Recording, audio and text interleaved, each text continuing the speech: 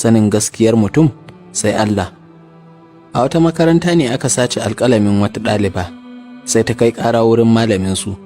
Malam ya hana kowa fita daga cikin aji, har sai ya caje jakan kowa, an gano wadda ta ɗauki wannan alƙalami. Da aka zo kan wata yarinya, sai ta ƙi bari a buɗe jakarta. Aka yi juyin duniya, ta ce ba za ta bari a caje jakarta ba. Da aka matsa mata, sai kawai ta fara kuka. 'Yan aji duk sun ɗauka ita ta yi satar nan, saboda haka aka je ofishin shugaban makaranta.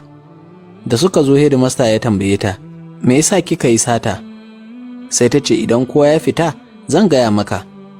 Hedimasta ya yi umarni kowa ya fita, aka bar su biyu a cikin ofis. Ko da suka fita sai ta buɗe masa jakarta.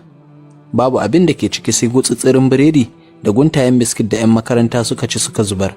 Hedimasta ya ce mata, me nake gani haka? Ta ce, wallahi wannan abin da nake tsinta kenan. A kullum idan na je gida mu ci da mahaifiyata da ƙannena, domin mahaifinmu ya rasu. Ba mu da kowa sai Allah. Shi ne na ji kunya a buɗe wannan jakar a cikin aji, abokaina su yi min dariya. Darasi: ba kowa ne ya iya bayyana uzurinsa ba. Ka kyautata ma mutane zato, sanin gaskiyar mutum sai Allah.